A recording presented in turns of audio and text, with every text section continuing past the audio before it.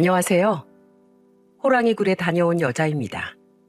옛말에 호랑이 굴에 들어가도 정신만 차리면 살아나온다는 말이 있죠. 자식 키우면서 별일 다 했었지만 내 평생 이런 일은 처음이라서 사연까지 보내게 됐습니다. 그리고 사기라는 게 정말 멍청해서 당하는 게 아닌 것 같아요. 작정하고 덤비면 멀쩡한 사람도 바보 만드는 사기꾼들 수법이었죠. 피도 눈물도 없던 놈들 눈에 딱 걸린 사람이 하필이면 소중한 제 딸이었습니다. 딸은 정말 제 눈에 넣어도 아프지 않을 제 목숨 같던 딸이었어요. 허망하게 자식을 잃어본 아픔이 있었기 때문에 가슴이 철렁했습니다. 사실 저한테는 큰아들이 한 명 더 있었거든요. 그 아들은 정말 효심 깊고 우애까지 깊던 정 많은 아들이었답니다. 워낙 공부를 잘했던 아들은 누가 시키지 않아도 늦은 시간까지 시험 공부를 했었어요. 늦은 시간까지 공부하는 아들을 위해 간식 준비를 해주는 게 참 행복했죠. 제가 간식을 챙겨주면 아들은 놀란 목소리로 자리에서 일어나 말했습니다. 이 시간까지 안 주무셨어요? 벌써 12시예요. 네가 안 자는데 내가 어떻게 자. 출출할 텐데 이거라도 좀 먹어가면서 해. 네, 엄마. 근데 앞으로는 간식 안 챙겨주셔도 괜찮아요. 제가 좋아서 하는 공부인데요. 무슨 일이든지 배가 든든해야 일을 하지. 내 걱정 말고 어서 먹어. 그 당시 아들이 고등학교 3학년이었는데 한창 수능 시험을 준비하느라 늦은 시간까지 공부했습니다. 누가 시키지 않아도 알아서 공부하는 아들이 당연히 기특하지 않겠습니까? 저는 아들 공부하는 모습만 봐도 배가 부른 것 같았어요. 심지어 아들은 자기 공부하면서도 여동생까지 살뜰히 챙기기까지 했었습니다. 한 번은 딸이 숨을 헐떡이면서 집에 들어오길래 걱정스러운 목소리로 물었어요. 너 왜 이렇게 뛰어와? 무슨 일 있어? 아, 엄마, 아파트 입구에 가로등 불이 나갔나 봐. 오늘 집에 올 때 보니까 너무 어두워서 막 뛰어왔어. 난 또 누가 쫓아오는 줄 알았네. 금방 고쳐두겠지. 너네가 참 겁도 많다. 깜깜하면 무섭단 말이야. 유독 겁이 많던 딸은 어두운 곳을 무서워했어요. 그 이야기를 들은 아들이 딸을 보면서 걱정스러운 목소리로 말했습니다. 그럼 내일은 내가 앞에서 기다릴 테니까 같이 오자. 정말? 나랑 비슷한 시간에 끝나? 어차피 저녁엔 자율학습이니까 내가 시간 맞춰서 올게. 그래, 오빠 고마워. 아들은 딸의 일이라면 가장 먼저 나섰어요. 그때도 딸이 무섭다고 하니까 정말 아들은 동생을 데리고 오더군요. 그 모습을 보고 남편은 기쁜 목소리로 말했습니다. 우리 집 자식들은 우애가 깊어서 내가 아주 든든하다. 앞으로도 그렇게 서로 위하면서 지내. 남편의 말처럼 저는 자식들끼리 사이가 좋으니까 든든했어요. 삶을 살아가는 데 있어 피부치만큼 든든한 존재가 또 있겠습니까? 험한 세상에서 서로에게 든든한 존재가 돼주기를 바랬습니다. 하지만 저의 이런 바람을 무참히 깨뜨리는 전화가 한 통 걸려왔어요. 그 전화는 아들 담임 선생님한테 걸려온 전화였습니다. 어머님, 저 지훈이 담임입니다. 지훈이가 학교 화장실에서 갑자기 쓰러져서 응급실에 실려왔어요. 빨리 병원으로 와보셔야 할 것 같아요. 네? 우리 지훈이가요? 네, 자습을 하다가 화장실에 다녀온다고 하더니 돌아오지 않길래 확인해보니까 쓰러져 있었어요. 우선 상태가 위급하다고 하니까 어서 와보셔야 할 것 같습니다. 속 한 번 썩힌 적이 없던 아들이 쓰러졌다는 전화를 받고 가슴이 철렁했어요. 제 눈으로 보기 전까지 청천벽력 같은 소식을 믿을 수 없었습니다. 정신이 반쯤 나간 채 남편과 같이 병원으로 갔던 것 같아요. 병원에 가보니까 이미 숨을 거둔 아들이 누워 있었어요. 우리 지훈이가 왜 흰 천을 덮고 있어요? 애가 아프면 이불을 덮어주셔야죠. 저는 의료진의 안내를 받고 아들 앞으로 갔습니다. 그런데 흰 천을 덮고 있는 걸 보고 기절하는 줄 알았어요. 의사를 붙들고 숨이 넘어갈 듯한 목소리로 빌었습니다. 제발 살려주세요. 우리 아들 이렇게 가면 안 돼요. 빨리요. 죄송합니다. 병원에 도착했을 때 이미 심폐소생술도 어려웠던 상태였습니다. 그럴 리가 없어요. 나한테 한마디 말도 없이 우리 아들이 그럴 리가 없다고요. 집 앞을 나가도 꼭 나한테 말하고 나가던 애였어요. 이렇게 부모만 두고 말없이 떠날 리가 없다니까요. 의사한테 애원하면서 울던 저는 몸에 힘이 풀리면서 그 자리에 주저앉았습니다. 남편은 그런 저를 부축하면서 힘겹게 말했습니다. 여보, 진정해. 정신 차려야지. 이럴 때일수록 우리가 정신을 차려야지. 내가 우리 지훈이 없이 어떻게 살아. 내 손으로 먹이고 입히던 내 새끼 먼저 보내놓고 이제 어떻게 살아. 아이고, 지훈아. 일어나봐. 엄마야. 너 대학 가면 하고 싶은 거 많다고 했잖아. 이제 조금만 있으면 시험 보고 대학 갈 수 있는데 왜 여기 누워있는 거야. 어서 일어나야지. 엄마랑 집에 가자. 어서 일어나. 가슴이 찢어진다는 기분이 이런 건가 싶을 정도로 허망했습니다. 내 배 아파서 자식을 낳을 때보다 더 큰 고통이 느껴졌어요. 하염없이 울던 저는 결국 그 자리에서 실신까지 할 정도였어요. 정신을 차렸을 때 아들의 빈소가 마련됐는데 도저히 믿기지가 않았습니다. 충격이 컸는지 아들의 영정사진을 보면서 소리도 내지 못하고 울었어요. 그런 저를 안아주던 딸은 저와 같이 울면서 말했습니다. 엄마, 울지 마. 지혜야, 네 오빠 불쌍해서 어떡하니? 불쌍해서 어떡해. 매일 공부만 하다가 이렇게 가버려서 어떡해. 저의 울음 섞인 한탄에 딸은 그저 저를 꽉 안아줬어요. 남편도 아들의 장래가 믿기지 않는 듯 멍하니 앉아 있었죠. 갑자기 가족을 잃은 충격에 모두가 슬픔에 잠겨 있었어요. 그렇게 하루아침에 아들을 가슴에 먼저 묻게 된 겁니다. 정신없이 아들의 장례가 끝난 뒤 저는 한동안 편히 밥 한 끼를 먹을 수가 없었어요. 그런 저를 보고 남편이 걱정스럽게 말하더군요. 이렇게 아무것도 안 먹으면 어떡해. 뭐라도 먹어야지. 밥이 모래알 씹는 것 같아. 먹고 싶지 않아. 나 좀 그냥 내버려둬. 식음 전폐하고 누워만 있는 저를 남편이 많이 걱정했어요. 그런데 그때 제가 며칠째 아무것도 못 먹으니까 딸이 직접 죽을 끓여다 주면서 말했습니다. 내가 죽 좀 끓여왔어. 엄마, 죽이라도 좀 먹자. 어? 지혜야, 엄마 정말 아무것도 삼킬 수가 없어. 아들 먼저 보낸 죄인이야.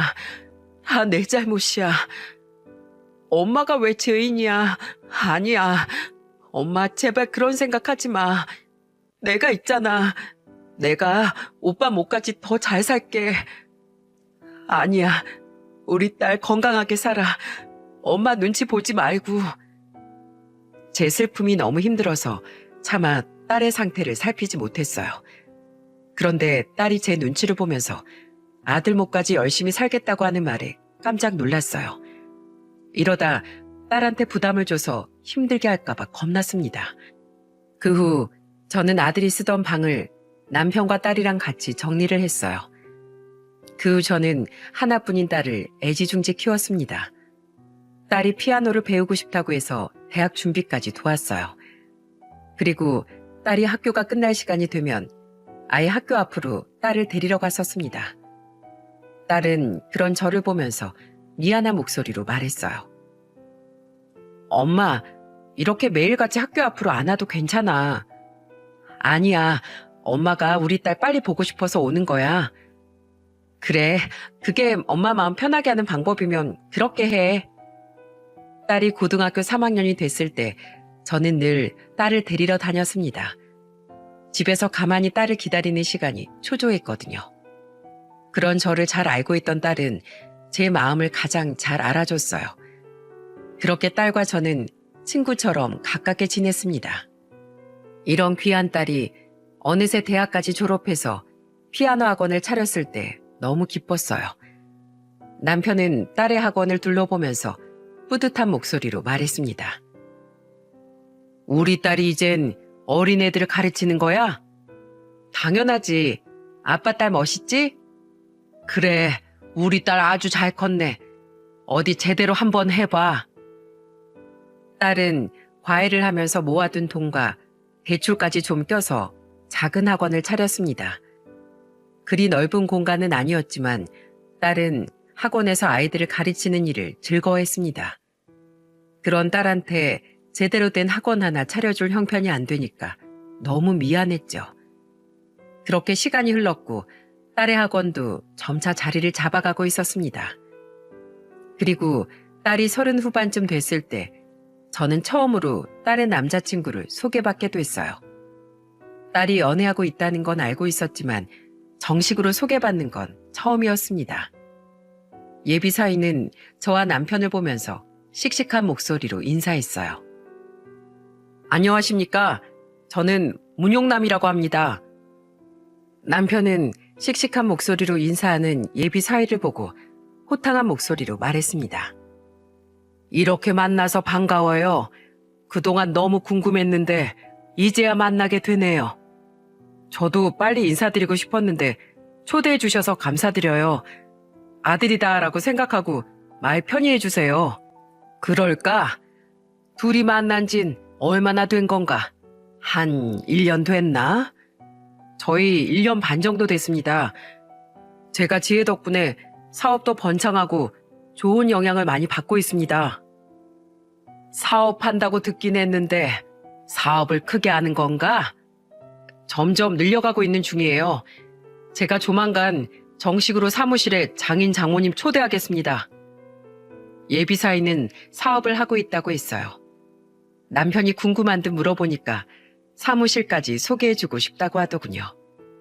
그래서 자기가 하는 사업에 자부심이 있는 모습이 듬직해 보였죠. 처음 인사 오던 날 예비 사위를 데리고 같이 외식까지 했어요. 예비 사위는 소고기를 먹는 내내 집게와 가위를 들고 저와 남편 접시에 고기를 놔주면서 말했습니다. 장모님, 고기는 괜찮으세요?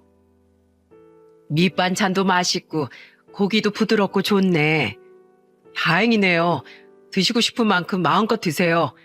오늘은 예비 사위가 제대로 대접하겠습니다. 무슨 소리야? 우리가 사야지. 우리가 초대했는데 무슨 그런 소리를 해. 아닙니다. 이렇게 예쁘고 현명한 지혜 잘 키워주신 덕분에 제가 만날 수 있었잖아요. 당연히 제가 사야죠. 저는 예비 사위한테 한 끼 제대로 대접하려고 간 식당인데 잠시 화장실을 다녀오겠다고 하더니 정말로 계산까지 다 해둔 겁니다. 밥 잘 먹고 계산하려던 남편이 계산이 완료된 걸 알고 깜짝 놀란 목소리로 예비 사위를 보면서 말했어요. 정말 자네가 계산했나? 그럼요. 제가 당연히 대접해 드려야죠. 왜 그랬어? 우리 딸 남자친구한테 우리가 대접하려고 했던 건데. 그러시면 저 또 한 번 초대해 주세요. 불러만 주시면 언제든 달려가겠습니다. 사업을 해서 그런지 사람이 아주 센스가 좋네. 예비 사위는 재치 있는 말과 행동으로 남편한테 눈도장을 제대로 찍었어요. 그렇게 딸과 함께 집으로 돌아오는데 남편은 딸을 보면서 말했습니다. 지혜가 사람 보는 눈이 있네. 사람이 진솔해 보이고 아주 듬직한 것 같아. 아빠 마음에 들어서 진짜 다행이다. 엄마는? 엄마는 어땠어? 딸은 저를 보면서 궁금한 듯 물었습니다. 첫인상이 나쁘지 않은 것 같아. 아직 한 번 봐서 그런가 자세히 모르겠다. 반응이 왜 그래? 엄만 별로였어? 아니, 아직 한 번 본 사이니까 그렇지. 첫인사 나누고 밥 한 끼 먹었을 뿐인데 어떻게 사람을 다 알 수 있겠습니까? 그래서 저는 딸에게 솔직하게 첫인상이 나쁘지 않은 정도라고 답했어요. 이런 저의 반응이 신경 쓰였는지 딸은 며칠 뒤 예비사위가 초대했다면서 사무실로 저희 부부를 데리고 간 겁니다. 가보니까 사무실도 깔끔하고 넓었어요. 예비사위는 익숙한 듯 사무실 내부를 소개해주면서 말했습니다. 현재 직원은 한 30명 정도 있어요. 사업이 점차 확장 중이라서 점점 더 늘어날 것 같아요. 마케팅 회사를 운영한다던 예비사위의 사무실은 정말 여러 직원이 오고 가고 있었습니다. 저는 그 모습을 보고 예비사위한테 감탄하는 목소리로 말했습니다. 혼자서 이렇게 운영하는 게 힘들 텐데 참 대단하네. 아닙니다. 부모님께서도 사업을 하셔서 길을 좀 잡아주셨어요. 그 덕분에 이렇게 키울 수 있었어요. 대단하네. 부모가 도와줘도 할 줄 모르면 이만큼 못 왔겠지. 참 성실하고 바르게 살았던 것 같네. 여러 명의 직원을 책임지고 이끌어가는 예비사위의 모습이 믿음직스러워 보였습니다. 예비사위는 생활력 강하고 책임감 있는 모습이 돋보였어요. 그리고 저를 보고 진지한 목소리로 이런 말까지 했습니다. 장모님, 지혜 행복하게 해줄 자신이 있습니다. 지혜가 피아노 학원도 더 잘 운영할 수 있게 제가 적극 지원해 줄 거예요. 평생 지혜가 좋아하는 일만 하면서 살 수 있게 할 겁니다. 믿어주세요. 자네가 그렇게 말 안 해도 우리 지혜 지금도 잘하고 있어. 그러니까 옆에서 지치지 않게 응원해줘. 외롭지 않게 옆에서 잘 지켜줘. 네, 장모님 믿어주세요. 예비사위가 정말 우렁찬 목소리로 딸을 행복하게 해주겠다고 하는 말이 그저 고마웠습니다. 양가의 결혼 허락을 받은 딸과 예비사위는 결혼 준비를 시작하게 된 겁니다. 심지어 예비사위는 결혼 준비에 대해 논의할 게 있다면서 집으로 찾아왔어요. 현재 제가 살고 있는 빌라가 굉장히 고급 빌라예요. 이미 가정 가구도 다 있기 때문에 지혜는 따로 준비할 게 없을 것 같아요. 그 말에 저는 깜짝 놀라서 말했죠. 그래도 그렇지 어떻게 빈손으로 딸 시집 보내. 정말 신경 안 쓰셔도 돼요. 저희 부모님도 다 아시고요. 제 차도 올해 초에 뽑은 새 차라서 저는 다 준비됐습니다. 지혜만 오면 완벽해요. 알고 보니까 예비사위가 살고 있던 고급 빌라에 딸이 가서 같이 살기로 했다는 거예요. 그래서 딸은 정말 집만 챙겨서 사위가 살던 집으로 갔습니다. 그리고 수많은 하객의 축복 속에 행복한 결혼식까지 올렸습니다. 그렇게 듬직한 사이가 생긴 저와 남편은 이제야 큰 숙제를 하나 끝낸 기분이었어요. 하지만 자식 둔 부모는 마음 내려놓을 일이 없다고 하죠. 이제 다 끝났다 싶은 그때 일상을 뒤흔든 그 사건이 터진 겁니다. 저는 부자 사이가 딸을 정말 행복하게 해줄 거라고 믿었어요. 그런데 결혼 후 딸은 점점 변하기 시작했습니다. 한 번은 딸이 뜬금없이 짐을 한 보따리 들고 집에 찾아온 거예요. 저는 깜짝 놀라 딸을 보면서 물었습니다. 지혜야, 너 이게 다 뭐야? 그게 아는 언니가 사업을 시작했는데 잘 안 되는 것 같아서 대신 좀 팔아주려고. 뭐? 대신 팔아준다고? 아니, 대체 무슨 사업을 하길래 이런 걸 가져온 거야? 주방 세제는 뭐고 휴지들은 다 뭐야? 가게 하다가 망한 거야? 딸은 뜬금없이 생필품을 싸들고 와서 아는 언니를 돕고 있다고 하는 겁니다. 그런데 짐가방을 보니까 생필품이 가득 들어있었죠. 제가 짐가방을 이리저리 보고 있자 딸은 제 손을 덥석 잡으면서 애원하듯 말했어요. 엄마, 이거 좀 사주면 안 될까? 너 지금 이거 다 나한테 팔려고 가져온 거야?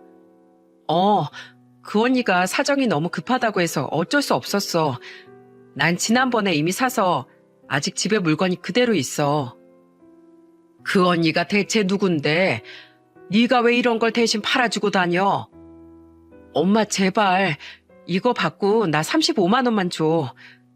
얘 좀 봐. 갑자기 와서 무슨 뚱딴지 같은 소리야. 진짜 그 언니가 사정이 급해서 그래. 나 피아노 학원 차렸을 때 내 일도 도와주던 언니라서 내가 외면할 수가 없어. 마트에서 사도 10만 원도 안 될 것 같은 양인데 딸은 35만 원이나 달라고 하는 겁니다. 정말 어이가 없었어요. 그래서 딸한테 단호한 목소리로 물었습니다. 진짜 아는 언니 거 파는 거 맞아? 그럼 진짜지. 내가 이런 게 어디서 나서 엄마한테 팔겠어. 이건 엄마 주고 가. 너 도와줬던 사람이라고 하니까 내가 눈 딱 감고 사는 거야. 그리고 이제 더는 돕겠다고 나서지 마. 급한 사람 도와주다 보면 한도 끝도 없어. 알겠어? 알겠어. 나 정말 다신 안 그럴게. 엄마, 진짜 고마워. 저는 딸한테 35만 원을 입금해줬어요. 대체 어떤 지인이길래 저런 걸 팔고 다니게 하나 의아했죠. 찜찜하긴 했지만 워낙 마음이 약한 딸이라서 정말 지인을 돕고 있다고 생각했어요. 지금 생각해보면 이때라도 제가 제대로 파헤쳤어야 됐다는 생각이 드네요. 하지만 저는 첫 번째 정황을 놓쳐버렸고 그 후로도 딸의 낌새가 점점 수상해지기 시작했습니다.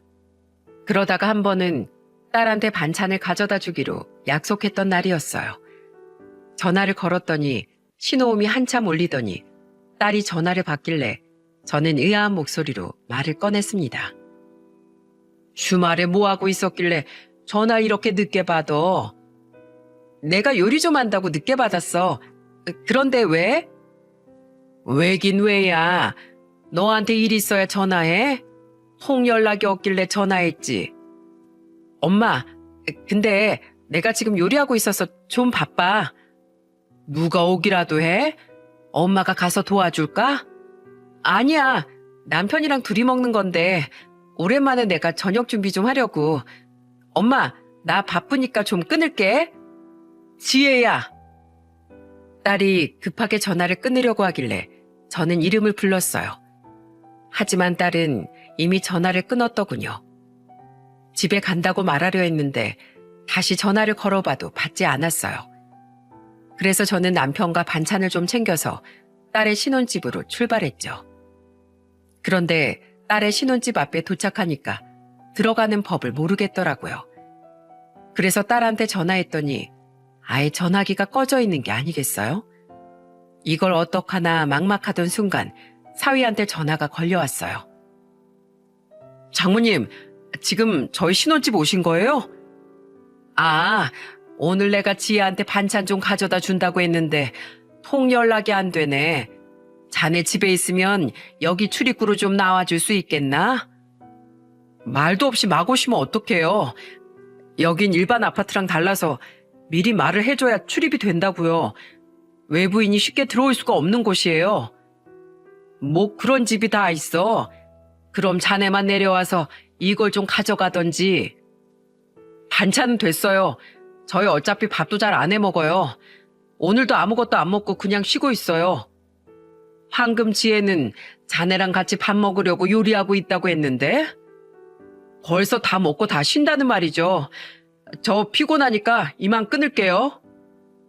사위는 황당한 소리를 하더니 황급히 전화를 끊어버렸어요.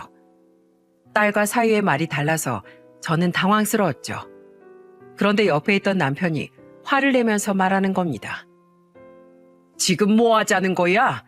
아무리 그래도 그렇지. 장인 장모가 왔는데 얼굴도 안 내밀어? 전화 걸어봐 당장. 남편은 잔뜩 화난 목소리로 역정을 냈어요. 그래서 사위한테 전화를 걸었죠. 하지만 사위는 끝내 전화를 받지 않았습니다. 답답했던 저는 딸한테 전화를 걸자 딸은 힘이 없는 목소리로 전화를 받았어요. 엄마, 지혜야, 너 목소리가 왜 그래? 어디 아파? 아니야, 나 청소하고 주방 정리하느라 힘들어서 그래. 너 진짜 무슨 일 있는 건 아니지? 문서방한테 전화해보니까 너랑 밥 안 먹었다고 하던데. 아, 오늘 남편이 속이 안 좋다고 안 먹었어. 미안해, 엄마. 내가 엄마한테 오지 말라고 말한다는 걸 깜빡했어. 지혜야, 너 정말 괜찮은 거야? 어디 아픈 거 같은데. 나 진짜 괜찮아. 근데 엄마, 나 방금 두통약을 먹어서 조금 쉬어야겠어. 그래, 그럼 푹 자고 일어나서 전화해. 엄마 미안해. 내가 입구 들어오는 비밀번호 문자로 남겨놓을게. 미안해. 저는 결국 딸의 전화를 그렇게 끊었습니다. 다 죽어가는 목소리로 전화를 받아서 뭘 더 물어볼 수가 없었어요. 남편은 그런 저를 보면서 한숨만 푹 쉬었죠. 사위와 딸이 결혼 한 달 만에 완전히 달라진 모습이 당황스러웠습니다. 답답한 마음에 둘이 사는 집이라도 들어가 보고 싶었지만 끝내 들어가 보지도 못했어요. 결국 남편과 저는 딸을 보지 못하고 집으로 돌아와야만 했죠. 남편은 저한테 걱정스러운 목소리로 물었어요. 둘이 싸운 거 아니야? 아까 지혜 목소리 어땠어? 머리가 아픈지 두통약 먹고 잔다고 했는데 내일 내가 피아노 학원으로 한번 가봐야겠어. 뭘 속 시원하게 알 수가 없네. 아유, 속 터져. 남편은 답답했는지 화를 내면서 방으로 들어가 버렸어요. 그리고 저는 다음 날 딸이 일하는 피아노 학원으로 갔습니다. 그런데 저는 딸의 피아노 학원에 도착했다가 깜짝 놀랐습니다. 피아노 소리가 울려야 할 학원 문이 굳게 닫혀 있는 거예요. 심지어 한동안 와보지도 않은 건지 문 앞에 광고 전단지가 쌓여 있었어요. 다급하게 딸과 사이한테 전화해봤지만 역시나 둘 다 전화를 받지 않았습니다. 이제 더는 안 되겠다 싶어서 무작정 사이 사무실로 찾아갔어요. 딸이 해외로 시집간 것도 아닌데 이 정도로 연락이 어려운 게 말이 됩니까? 그래서 택시를 타고 곧장 사위가 있는 사무실로 향했어요. 그런데 저는 사위의 사무실에서 일하고 있는 딸을 보고 기겁했습니다. 통유리문으로 보이는 딸을 보자마자 곧장 문을 열고 들어갔어요. 그리고 딸을 붙들고 화난 목소리로 소리쳤습니다. 너 여기서 지금 뭐 하는 거야? 학원은 어쩌고 여기서 이러고 있어? 엄마, 여긴 어떻게 왔어? 딸은 살이 빠졌는지 얼굴도 야위어 있었습니다. 그런데 사위 사무실에서 전단지를 정리하고 있는 걸 보니까 화가 났어요. 그때 제 목소리를 들은 사위가 놀란 얼굴로 뛰어오더니 저를 보고 말했습니다. 장모님, 여긴 어쩐 일이세요? 어쩐 일로 여기로 오냐고? 자네 어젠 대체 무슨 일이야? 그리고 내 딸은 대체 왜 여기서 이러고 있는 건데? 그게 어제는 제가 일이 너무 바빠서 저도 모르게 그만. 피곤하면 다야? 그리고 왜 내 딸이 여기서 일하고 있는 건데? 자네가 분명히 내 딸 피아노 학원 운영하는 거 밀어준다고 했잖아. 그런데 왜 여기서 이런 일이나 하고 있는 거야?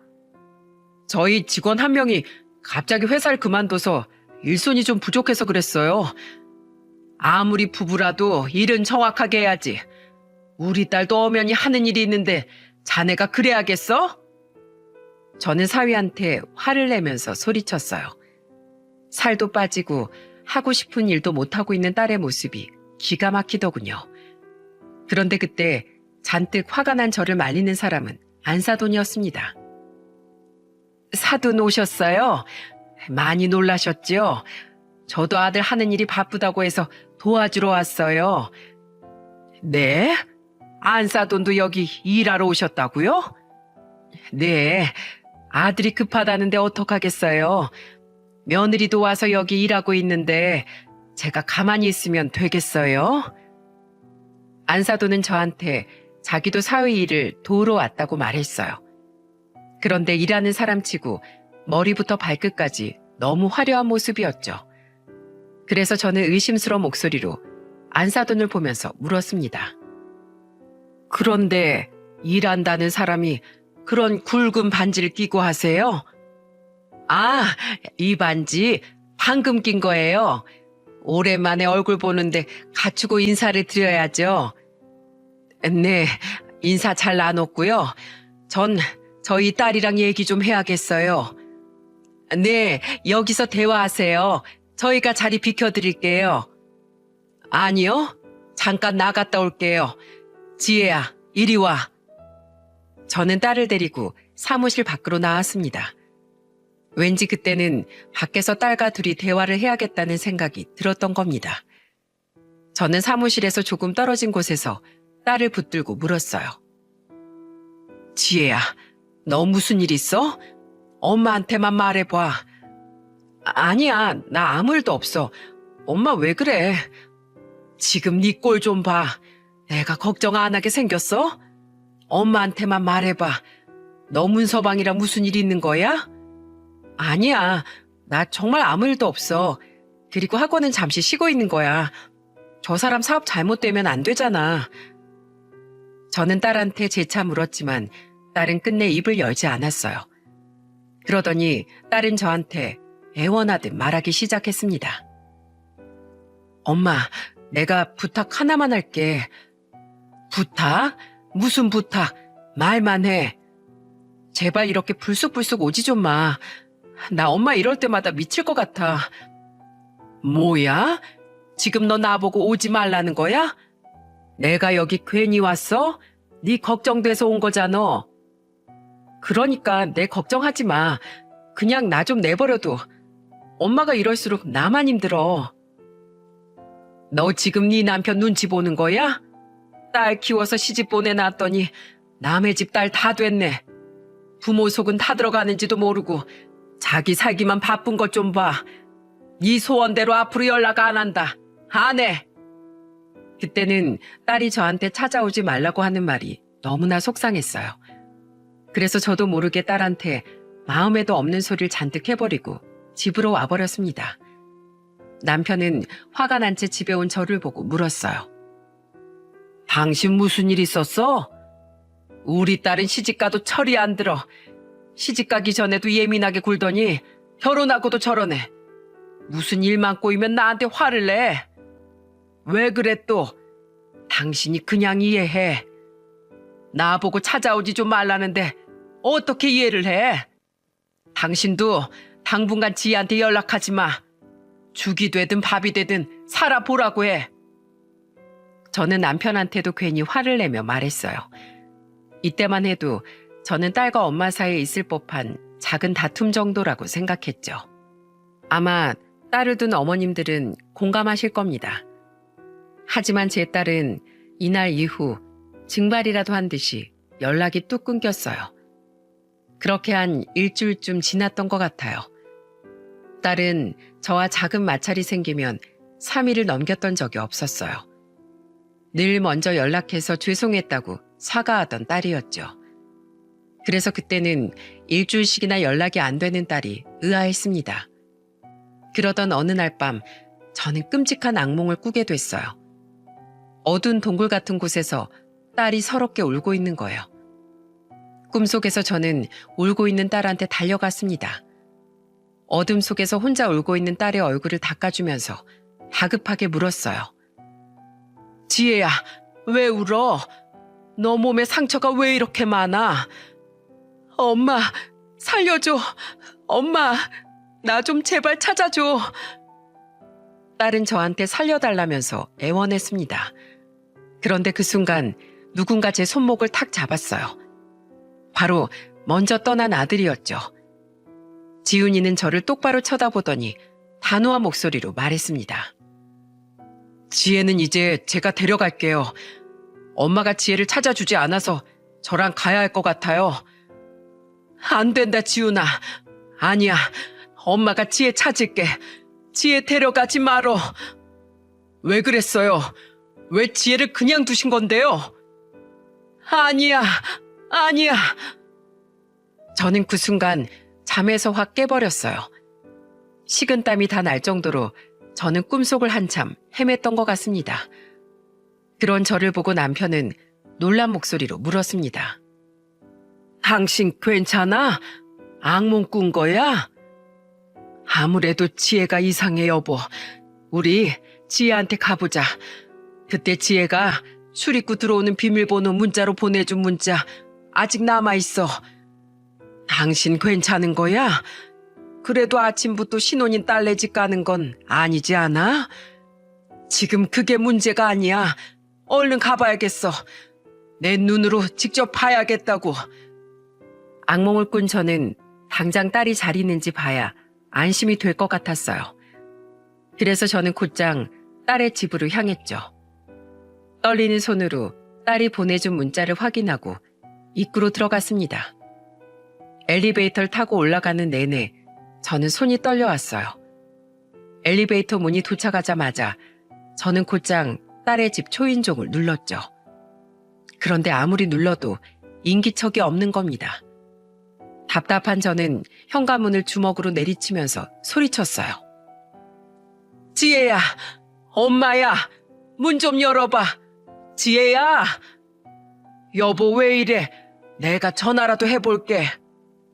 아무것도 모르는 남편은 휴대폰을 꺼냈습니다.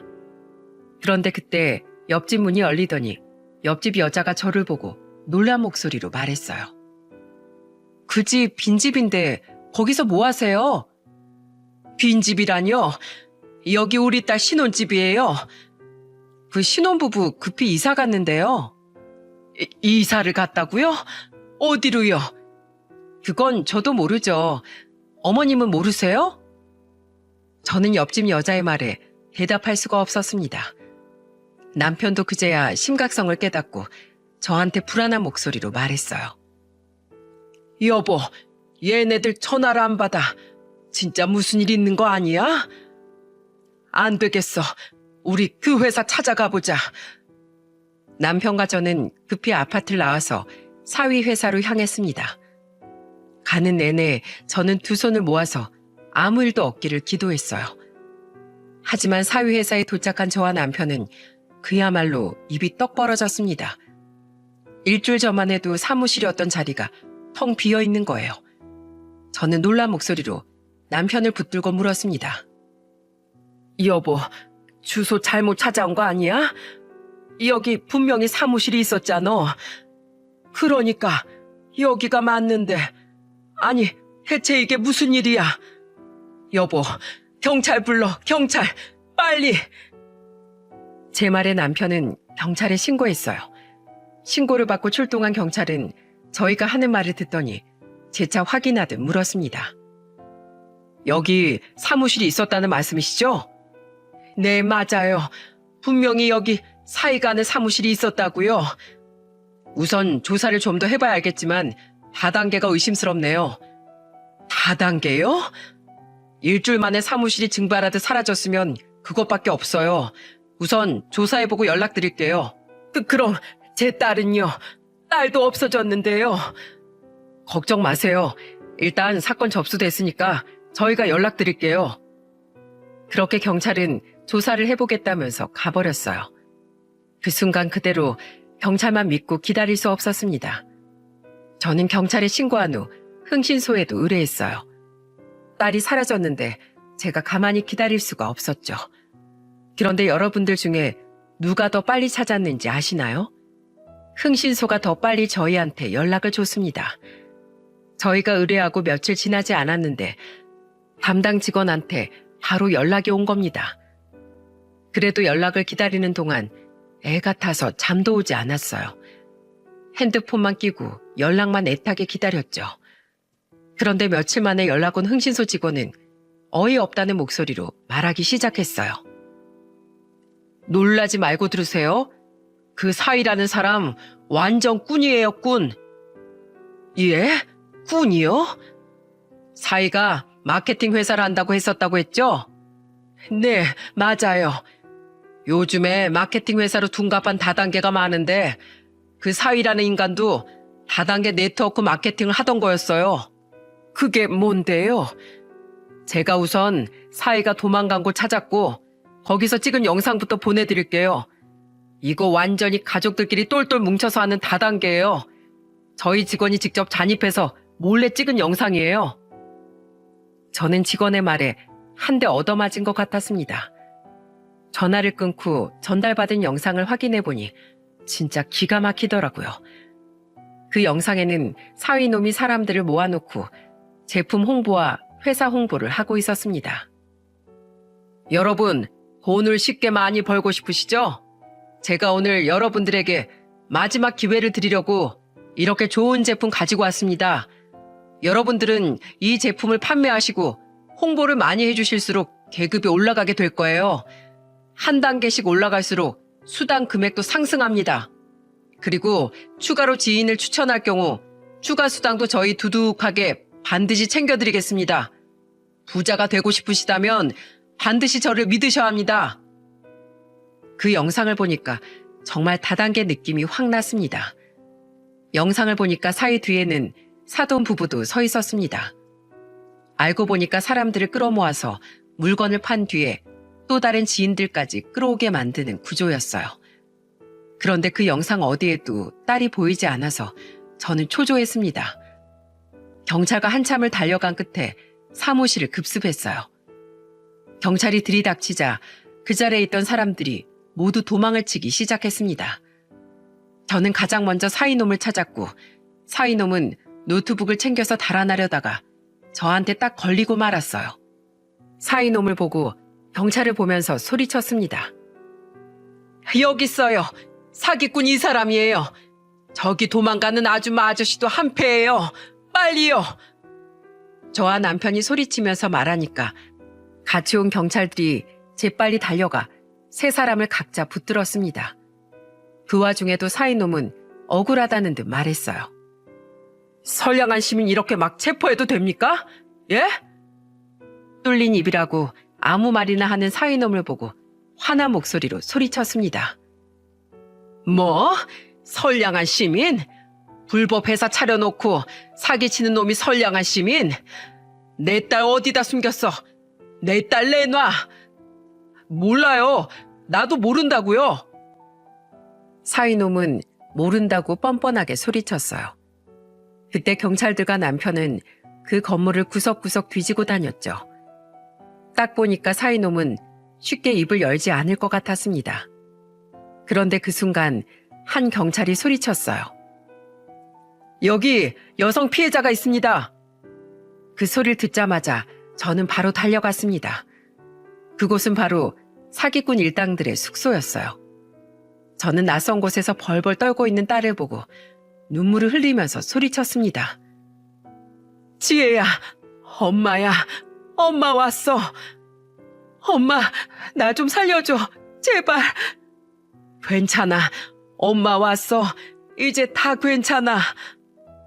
저는 사시나무 떨듯 떨고 있는 딸을 끌어안았어요. 완전 겁에 질린 딸은 제 품에 안겨서 오열하며 울었습니다. 하염없이 우는 딸의 머리를 어루만지는데 딸은 오열하면서 말했어요. 엄마, 나 여기 감금됐었어. 도망치다 잡혀서 핸드폰이랑 카드도 다 뺏겼어. 감금? 너 감금시킨 놈들이 설마 널 때렸어? 상처는 다 뭐야? 맨발로 도망치다가 잡혔어. 진짜 살고 싶어서 죽기 살기로 도망쳤는데 잡혀서 맞은 거야. 그 가족이 날 이렇게 때렸어. 엄마가 미안하다. 너무 늦어서 미안해. 더 빨리 왔어야 했는데 미안하다. 저는 딸과 부둥켜 안고 한참을 울었어요. 딸은 양발에 상처가 가득했고 팔과 다리 할 것 없이 온몸이 멍투성이었습니다. 제 품에서 키울 때도 손 한 번 대본 적 없던 딸인데 억장이 무너졌어요. 결국 그 사기꾼 일당들은 현장에서 체포됐죠. 남편과 저는 딸을 챙겨서 같이 경찰차에 탔습니다. 저는 차 안에서 딸의 손을 놓을 수가 없었어요. 경찰서에 도착한 뒤 딸은 피해자 진술을 시작했어요. 딸이 힘겹게 털어놓은 이야기는 충격적이었습니다. 제 통장에 1억 3천이 있다는 걸 알고 그 돈을 뺏으려고 했어요. 통장 비밀번호 알려줄 때까지 저를 저 사람들이 돌아가면서 때렸어요. 시댁 식구들이 돌아가면서 폭행을 한 겁니까? 네, 저를 때리면서 비웃고 조롱하기까지 했어요. 딸의 말을 들은 저는 우는 목소리로 말했습니다. 그냥 돈 주고 도망 나오지 그랬어. 네 목숨이 중요하지 그깟 돈이 뭐라고 입을 꾹 다물고 있었어. 저런 사기꾼 놈들한테 내 돈 한 푼도 넘겨주기 싫었어. 내가 얼마나 피땀 흘려 모은 돈인데. 지혜야, 엄마는 네가 더 소중해. 제발 너부터 챙겨. 어렵게 딸을 구한 저는 가슴이 미어졌어요. 그래도 이렇게 딸을 구해낸 게 천만다행이라고 생각했습니다. 그런데 본격적인 조사가 이뤄지니까 사기꾼 가족 일당은 사기 전과만 다 합쳐도 무려 20범이 넘는 놈들이었어요. 저는 그 사실을 듣고 사이놈을 보면서 소리쳤습니다. 이런 쓰레기만도 못한 놈아! 네가 감히 내 딸을 농락해? 절대 가만 안 둘 거야. 선량한 사람들 퉁쳐먹고 잘 살 것 같아? 사람 잘못 골랐어. 난 지구 끝까지 쫓아가서 내 딸이 겪은 고통보다 더 큰 고통으로 복수할 거야. 정말 그때는 법이고 뭐고 다 제쳐두고 사기꾼 가족들 머리를 다 쥐어뜯어 놓고 싶었어요. 그래도 저는 미리 확보한 사기 증거들은 모두 경찰에 제출했습니다. 비겁한 방법이 아니라 정정당당하게 법의 심판을 받게 하고 싶었어요. 그 결과가 어떻게 됐는 줄 아십니까? 사이라는 놈은 징역 5년을 받았고 사이놈 부모란 것들도 비슷한 형량을 선고받게 된 겁니다. 그러니까 가족끼리 나란히 교도소에 수감된 거죠. 하지만 뉴스에 대서특필될 만큼 큰 금액은 아니라서 아마 뉴스로는 접하지 못하셨을 거예요. 하지만 돈이 크고 작고를 떠나서 이런 사기꾼이 판을 친다는 게 문제 아닙니까? 지금 제 딸은 정신적 피해가 커서 정신과 치료를 받기 시작했습니다. 다친 게 가슴 아프다가도 이렇게 내 딸을 다시 볼 수 있는 것만으로도 저는 하늘에 감사했어요. 만약 딸이 잘못됐다면 저는 더 이상 세상을 살 이유까지 잃게 됐을 거예요. 자식을 둘이나 앞세우고 어떤 부모가 제정신으로 살 수 있겠습니까? 그래도 마냥 애인 줄 알았던 딸은 강한 의지로 치료를 받고 있답니다. 벌써 6개월 정도가 흘렀는데 딸은 조금씩 예전 모습을 되찾아 가고 있어요. 꼭 이겨내서 다시 예전처럼 피아노를 치는 딸을 보고 싶네요. 그날 제 꿈에 나타난 아들은 저한테 딸이 위험하다는 걸 알려주고 싶었던 것 같습니다. 가족은 하늘에서 맺어준 인연이라고 하죠. 아무리 세상에 믿을 사람 없다고 해도 곁에 있는 가족들은 항상 든든하게 그 곁을 지켜줄 겁니다. 제가 이런 사연을 쓰게 된 것도 어려운 때일수록 가족 먼저 챙기길 바라는 마음에서 쓰게 됐어요. 내 자식은 내가 지킨다는 생각으로 호랑이 굴에 들어갔기 때문에 초인적인 힘이 나왔던 것 같습니다. 여러분들도 힘든 시기 가족들과 의지하면서 이겨내시길 바랄게요. 아무리 거친 세상이라고 해도 가족만큼은 따뜻한 품을 내어줄 겁니다. 여러분들의 가정에 평화가 깃들기를 바랄게요.